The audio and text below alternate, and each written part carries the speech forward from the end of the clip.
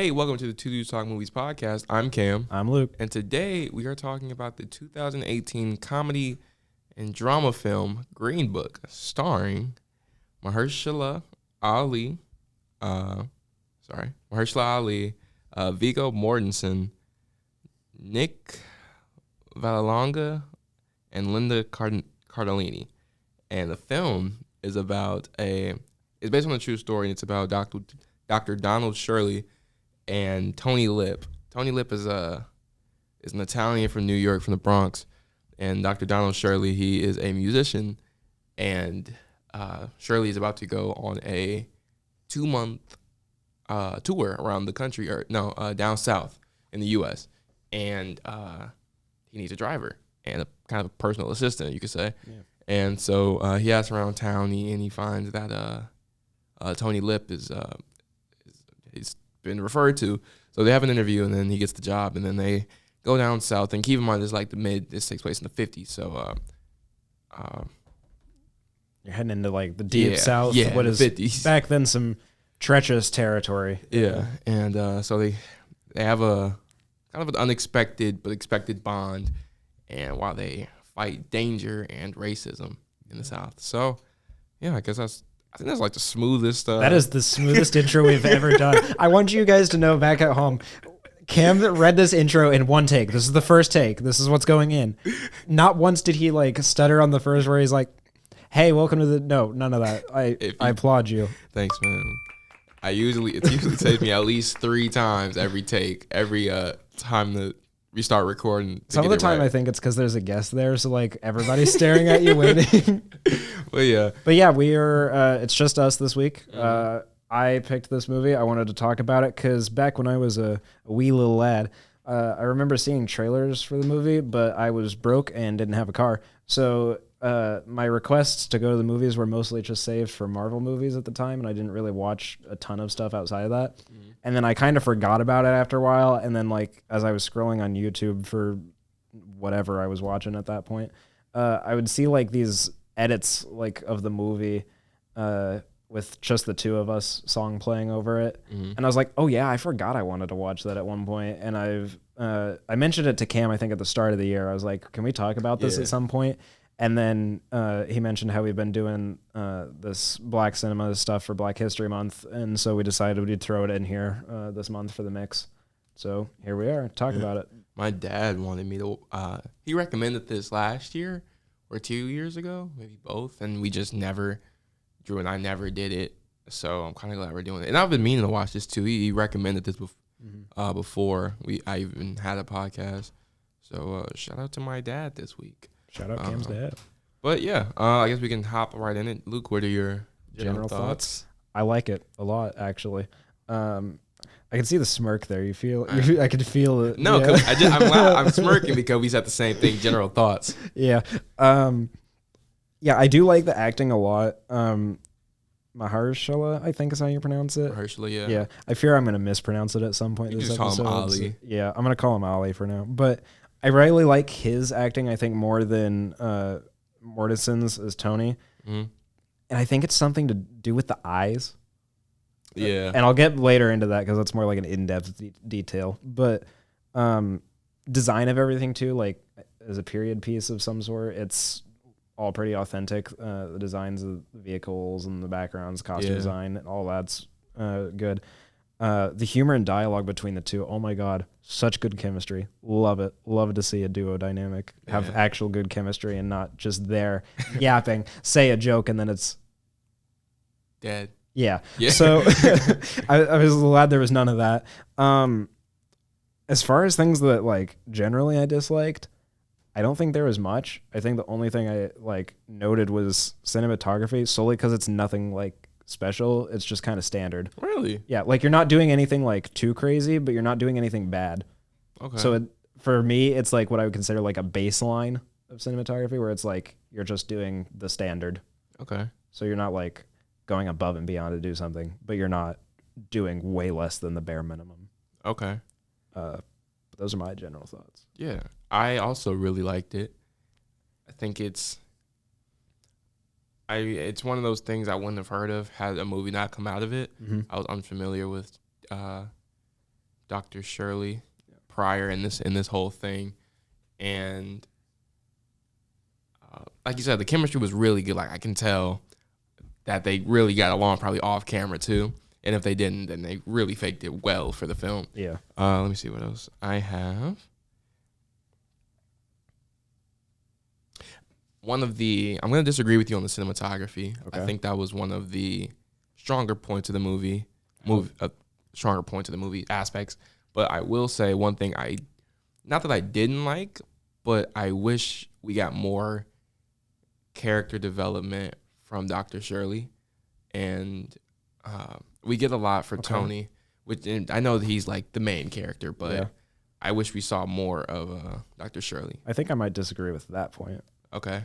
I think it's more of a less is more type scenario with his character. Mm-hmm. Like he walks in and he's got this like, I don't want to say ceremonial robe on, but that's kind of the vibe it gives off. Yeah. Where he's got this huge thing, sits on a throne and talks to Tony about the job, like as an interview.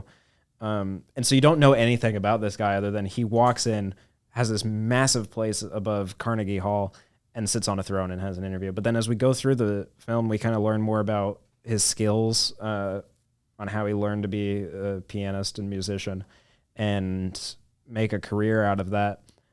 But the career also hurt his own personal life because it got in the way of his marriage, and then it affected the types of culture that he fell into because he didn't fall in line with the white community because he was black, and being the time, everybody was kind of prejudiced towards him for it. Yeah. But then on the opposite end, the black community didn't take him in because he was on this high society type luxury life where he's playing these massive shows, lives above Carnegie Hall in New York, and has all this stuff while everybody else is like, I think they mentioned one of the lines saying that like everybody else is out on the street living. And then Tony brings that up to him and is like, I'm also living on the street. So like he has like this whole argument about I'm more black than you are. Which is bull. That's complete bullshit. But yeah, I might disagree with that because when he mentions that he doesn't feel like he falls in line with either group, that he really only has those two options for, he's out in the middle of the rain and like breaking down to Tony over it. And that's where these, what I mentioned with the eyes come in, is I feel like Ali's acting is not so much in the delivery that he gives or the physical performance, but just in the eyes, the like behind them, the white and the glimmer in his eyes, like it invokes a certain emotion that you know that it makes you feel like he's personally invested in it, or as if Ali himself is like preaching through the role. Yeah, is like, yeah, I'm struggling with this. So that really doesn't break down the score for me. Like I still love the movie, but I only say I wish I got more out of Shirley's character because I loved him so much. I wish I wanted more. Like it's never like they need more so I can understand. Like I understand the little points of he doesn't have his siblings and he doesn't feel accepted. Yeah. But that's not like a huge thing. It was just I think I just really like the way the character is written and the actor and kind of I don't know, relatable in the sense that like I wish I wanted more out of him. But I will. Do you listen to Earl Sweatshirt? I don't think so. It sounds vaguely familiar. He has a song called Chum, and there's a lyric in there which is like super like relatable for a lot. And he's like too black for the whites, too white for the blacks, and that's what I thought of when I heard the line. Go listen to it if you've never heard it. But I understand the point where you said his eyes, but I think what stuck out to me the most was his tone, because I know you just said the delivery was not the thing, but we like the movie a lot, but we keep disagreeing with this. I wouldn't disagree. I'm not disagreeing with that though, because it definitely was his eyes, but his tone was just. I think it's because it sounded condescending all the time, and that's just the way he talks. Bit. Yeah, but he's like. No, Tony. And the little actions, man. He can litter a chicken bone, but he can't deliver a cup. Yeah. beverage, and it's little stuff like that, which is funny. And yeah. Maybe I should have prefaced that, like, yes, the mannerisms and the tone are good. Mm-hmm. I think for me, out of those three, like, they're all good, but the eye stood out to me most. But I think the scene that might be one of my favorites along the lines of that tone that gets expressed is when Don is talking about going to the bathroom at one of the shows, and there's a bathroom like just right around the corner from where he was playing, and he goes over there, and the guy that was hosting him, he goes, "Are you finding everything okay, Dr. Shirley?" That's a terrible Southern accent, but imagine like a real deep South Southern accent. Are you all right, Mr. Shirley? Yeah, that. That was trash. It was better than whatever I was doing. But he asks that, and Allie's like, "Oh yes, I'm doing just fine. I was just looking for the bathroom." That's nice. That was better. Yeah, thank you. And he goes, "Oh, well, you can use the one out there," and points to like this raggedy outhouse This outside. shack. Yeah. And instead, and like how you said with condescending, instead of just being like, "Okay, well, I don't want to use that," he says, "I don't want to use that." And the guy responds, "Well, I've never had any complaints." And he goes, I guess because you're speaking from experience or something like that. And it's like this calm mannerism where it almost reminds me of Martin Luther King Jr.'s like civil rights movement mindset, where it's better to stay calm and collected when people are mad at you than it is to like push back a little bit at it. That's what he said too. Like dignity always prevails over violence. Right. That might be it. I feel like I've heard that before.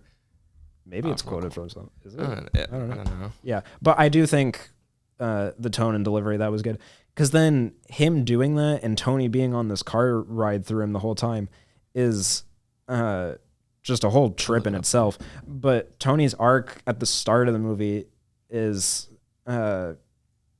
he's kind of racist. And like there's this group that comes into the kitchen in Tony's apartment and like fixes the pipes or something. Yeah. And his wife gives him like a glass of water just out of kindness. And Tony just dislikes that and throws the cups away after they leave. And his wife has to like fish them back out of the garbage can to clean them.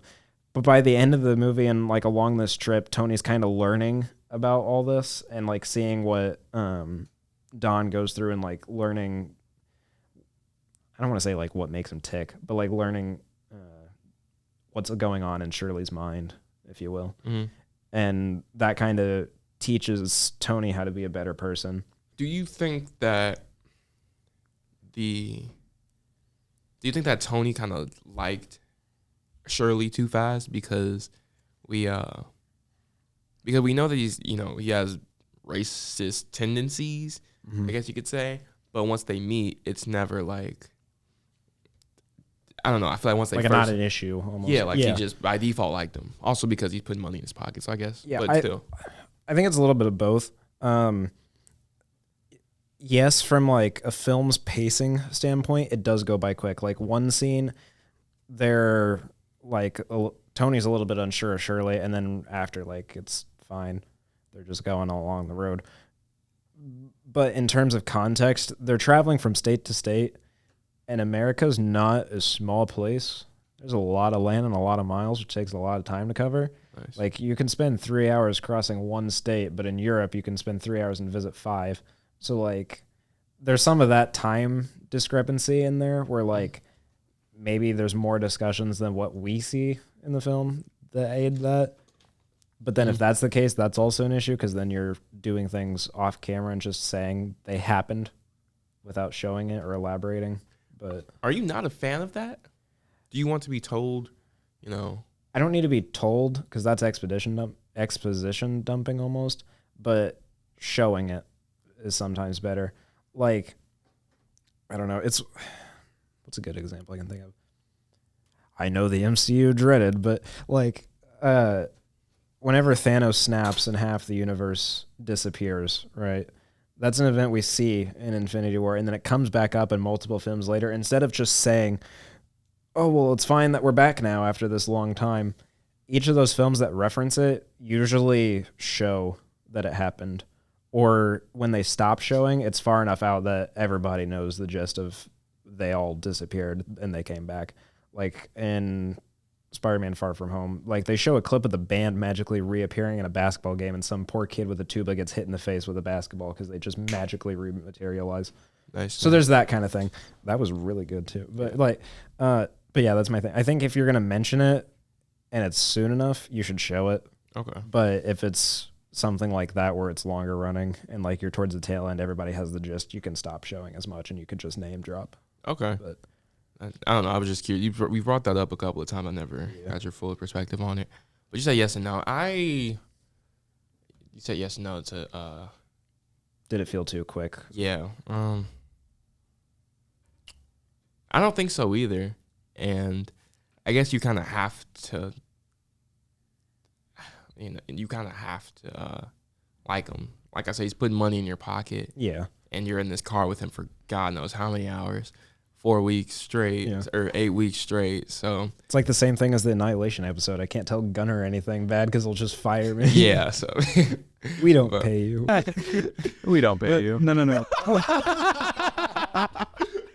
don't.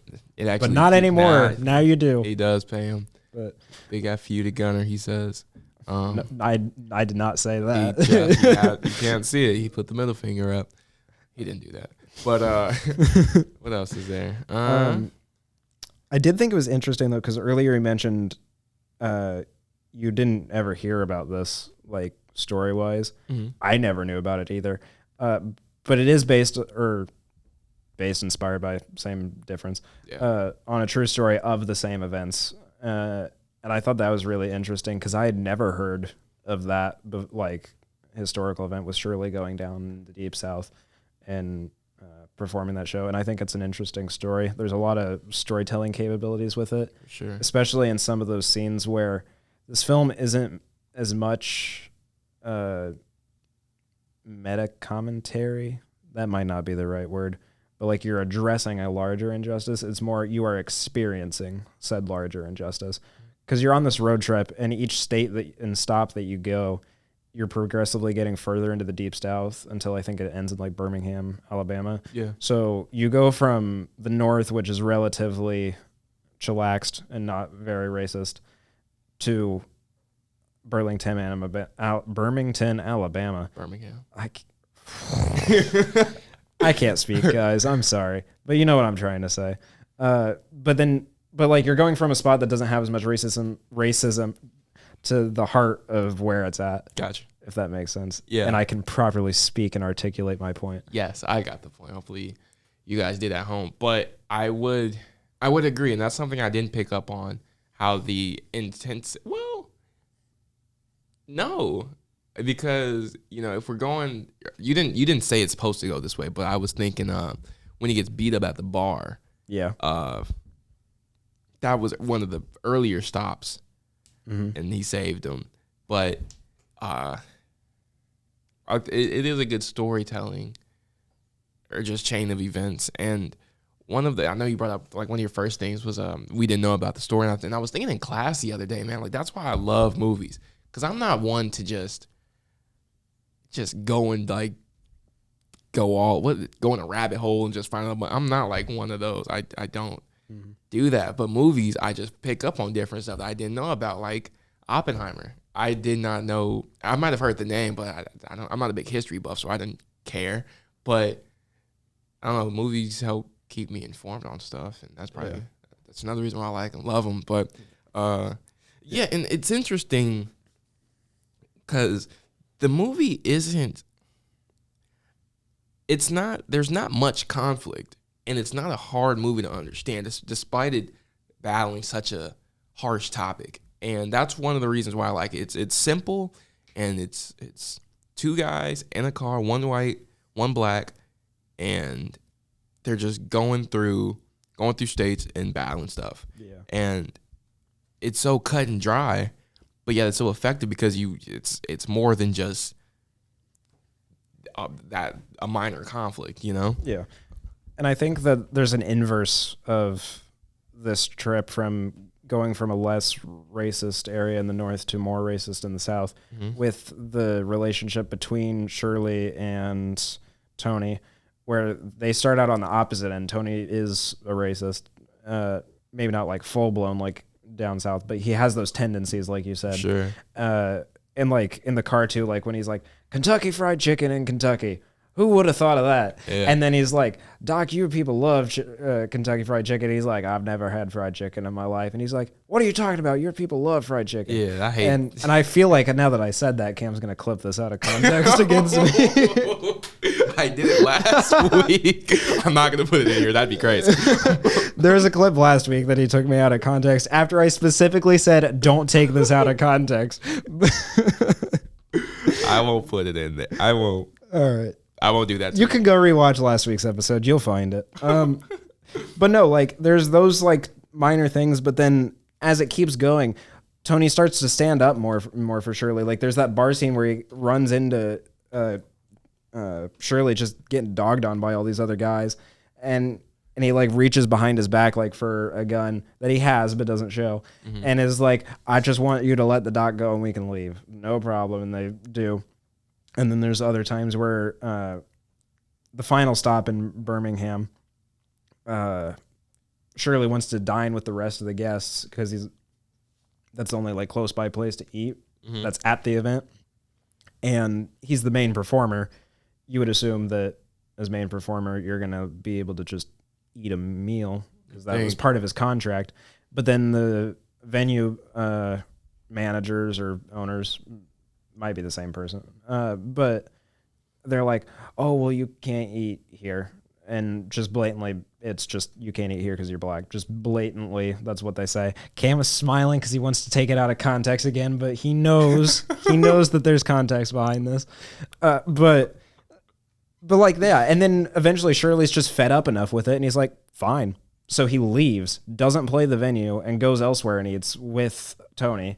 Yeah. And then plays a venue at the new place that he wasn't scheduled for that impresses everybody that's there. And then for no pay, I think. Didn't get paid. Yeah, and then they leave. And like, I don't know. I think that's like the reverse of the trip itself versus the trip the two have together, kind of. It's really like a full circle moment.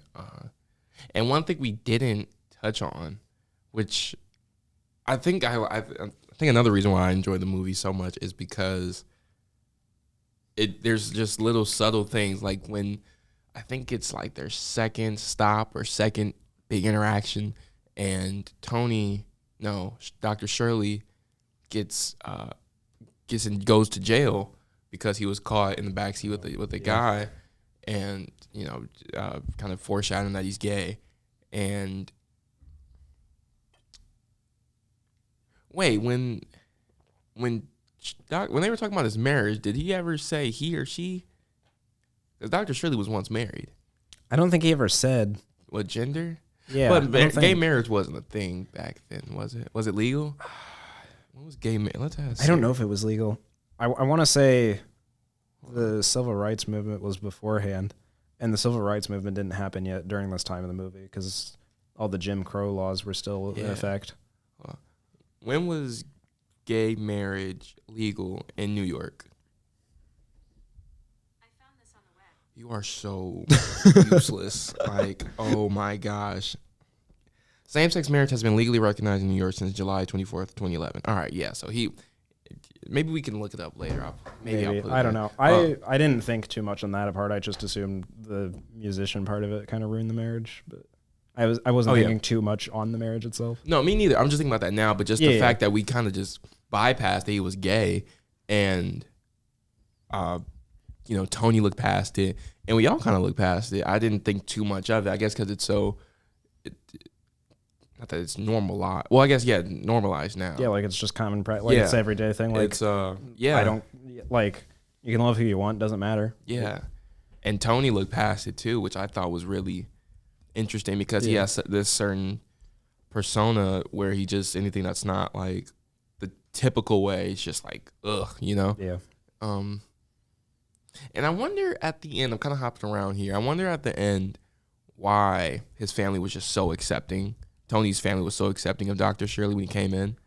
Because at the beginning, that's true. When the plumbers came through, Tony was still sleeping, and a lot of them were just in his house, and they were like, he's like, what are you doing here? And he's like, keeping their company, his wife, because there was two black men there. And by the end, Dr. Shirley comes in for Christmas dinner, and they're all just like, hey, pull up a chair. And I wonder where that came from. Sorry. No, finish your thought. Especially because the scene right before he called him out. I guess they have this thing with calling them eggplants. I don't know what that's about. He called him that right before he walked through the door. He like, how was touring with that? I don't want to say it. I don't know if that's still offensive, but yeah. And Tony's like, don't call him that. And then the next scene, they're coming in. Hey, pull him a plate. Like, where did that come from? Yeah, I think it's a mixture of a couple things where, like, you got to remember time has passed, and Tony's been writing letters back home to his wife. And when the two repair guys were there, the family stayed. And because Tony's kind of like the man of the house, he's not there, so I'd assume the family's probably there too. So I wouldn't put it past the wife, whose name I'm not remembering, to, like, tell them about the experience, I guess. So they might know, but then when they get back and the family refers to Shirley as an eggplant and, like, I don't want to say makes fun, but, like, uses it in a demeaning manner. Mm-hmm. Maybe they're testing Tony a little bit and, like, poking the bear kind of. And then Tony snaps at him and is like, hey, don't talk about him like that. And then they're like, oh, he means it. Like, he's serious. Like, Tony's, like, actually chill with this guy. Yeah. Maybe it's a thing of, like you said, Tony's the man of the house. So, and because they take his word for it, if Tony says you're good, then I know you're good type of thing. Maybe that's what it is. But that thing just kind of didn't make sense to me. Yeah. Like, literally 5 minutes before. I had one other thing if you would like to talk. I have one more thing, too, but you can go first. So, throughout this month, as we've been watching stuff, there's usually like one or two scenes that stick out to me that I like to just pitch at you and like get your opinion on. Okay. And there's one in this where the car breaks down. I think it's like flat tire or something like that. But yeah. Or wait, no, it's the engine radiator thing. Car breaks down. Doesn't matter what part. But didn't that happen twice? The tires later. Tires. Okay. Yeah. You're going for okay. Yeah. But this is when like the engine radiator thing. I don't know how cars work. It might not be a radiator. Point being, car breaks down. Yeah. And so Tony gets out of the car to like look at it, and Shirley stays in the car for a minute, and then he gets out and is like kind of stretching, like waiting. And he looks across the road, and this field is there's workers that are out there tilling the field. And once Tony gets things fixed, he gets in the car, but Shirley and the workers like stare at each other for a minute. And they kind of notice each other at the same time. So like my question that I wanted your opinion on was, who do you think was more stunned by the other? Because the workers have been out there literally slaving and working their ass off all day. And then here comes Shirley just strolling in a nice suit with a white guy driving him around, which from their point of view would have been just completely out of the question. Yeah. But then for Shirley to see that, who hasn't experienced that part of it, where he's been in this upper society life for his entire life, he's looking at it and he's like, is this what life is like? Mm-hmm. So I was just kind of curious who would be more unsure of the other or like stunned by them. I would say that the plantation workers are for sure far more stunned than Shirley, because that's probably like a foreign concept to them. Everyone knows about slavery and hard labor is such a watered down tone for what everyone for what they had to go through. But I would say the plantation workers, because I'm thinking like, I see a white guy working for you and like, oh man, I work for a white guy. Like literally everyone out here, like you said, is slaving for me. And to see you be able to sit in the back seat of this nice car and have this guy fix it for you while you sit in the back and just do whatever, it's like appalling, because you probably didn't think that could even happen. Mm-hmm. But I do get your point with Shirley being surprised at them, but probably not as surprised, because he probably heard about it, or his family probably went through it. And he'd have to be aware to it to a certain degree, because the other band member said that Shirley knows why he's going down there and asked to go on that tour. Mm-hmm. But I'll agree with you. I think out of those, the workers are probably more stunned.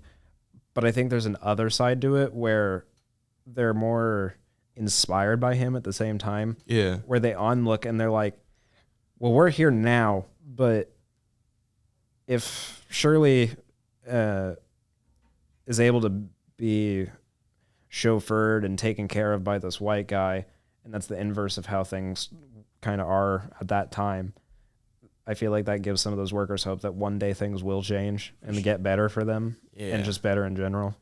I think, what was I going to say? Yeah, I'm sure they probably look at it as an inspiration fact too. Like, man, maybe one day that could be me type of thing. Maybe. Or maybe that could change society. But I don't know. I get your point. That was a really good question. You do ask these like every week, and they're really good. I think it's mostly because these are some more deeper cut movies. Like, there's more hardcore topics happening compared, or like discussions about them inside the movie that make me start thinking about it, as compared to I'm sitting down and like watching Captain America and I'm watching Red Hulk fight Captain America. I'm not thinking as much of a deeper theme on that. Yeah. I think next week is my pick, right? Yeah, we did this week. I think next week's my pick. I don't know if I'm gonna do it. I want to talk about one movie that's kind of newer, but that has deeper themes. But the last topic I wanted to talk about was it's not even a topic, it's just a fact. It's the name of the movie, Green Book, is actually based on it's a real book called Green Book. It came out between 1936 and 1966 annually, and it was a travel guide. And I know they explained this earlier in the film, but some people might not know that this was like a real thing. And it was a travel guide for Black people that traveled and where they could and could not go, and where to avoid sundown towns. And people might have different names for what a sundown town is. I don't know the other names. I forget the other name, but we just call it a sundown town here. Yeah. And it was once referred to as the Bible of Black travel during Jim Crow.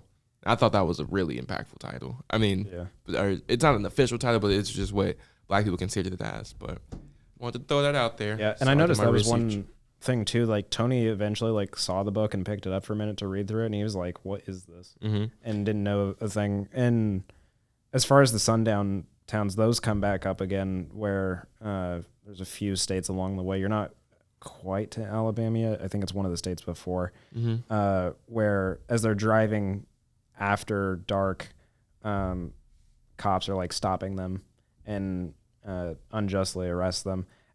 And then Shirley calls Kennedy, and like, that's kind of hard. It's fire. Yeah.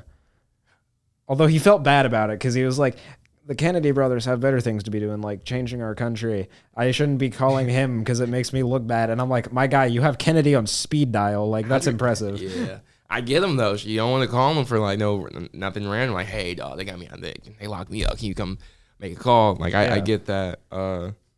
One thing I did, I know we're kind of praising the movie a lot, but it's not even, it's just really good character writing. I hated those little remarks that Tony made earlier. I think we kind of commented on it earlier, like the "your people" thing. Yeah. And I'm blacker than you. Those are like, dude, that's...